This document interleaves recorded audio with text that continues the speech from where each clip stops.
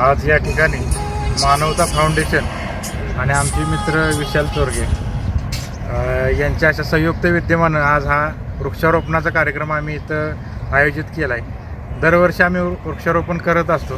गेल्या वेळेस नागेवाडी डॅमच्या शेजारी आम्ही वृक्षारोपण केलेलं, ह्याही वर्षी पावसाळ्यानिमित्त आणि आज विशाल शेठचा वाढदिवस आहे। विशाल शेठ हे आमचे मित्र, उत्तम व्यावसायिक आणि समाजकारणात त्यांचा कायम अग्रेसर राहणार आहे असं व्यक्तिमत्व। आणि अशा मित्राला आम्ही एक अनमोल भेट म्हणून वृक्षांची भेट दिली आणि या वृक्षांच्या माध्यमातून आम्ही समाजकारण आणि पर्यावरणाला पूरक असं एक मोलाचं योगदान देतोय।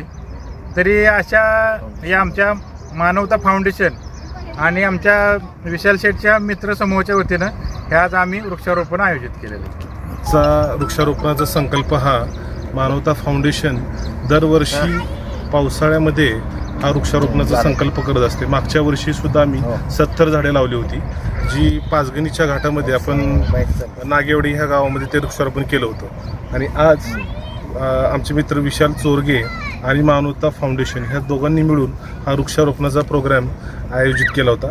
सहपरिवारासकट आम्ही हा प्रोग्राम वृक्षारोपणाचा करतोय आणि इथून पुढं सुद्धा दरवर्षी आम्ही हा प्रोग्राम करायचं मानवता फाउंडेशन या संस्थेनं ठरवलं आहे। या आपल्या भागामध्ये मानवता फाउंडेशन प्रत्येक वर्षामध्ये 4 ते 5 काही ना काही असे उपक्रम करत असते। आणि दर 3 वर्षापूर्वी सुद्धा मानवता फाउंडेशनने पूरग्रस्तांसाठी सांगली ह्या ठिकाणी जाऊन 2 ते 3 ट्रक धान्य साहित्य असं वाटप केलं होतं। आजही हा संकल्प मनात बाळगून आम्ही वृक्षारोपणाचं नियोजन केलं होतं। सहपरिवार हे सगळे मिळून आम्ही इथून पुढं अशीच मानवता फाउंडेशन यांनी संस्थेमार्फत सगळे काम करत राहूया। आपणही ह्या सर्व मिळून आम्हाला सहकार्य करत राहू। जय हिंद, जय महाराष्ट्र।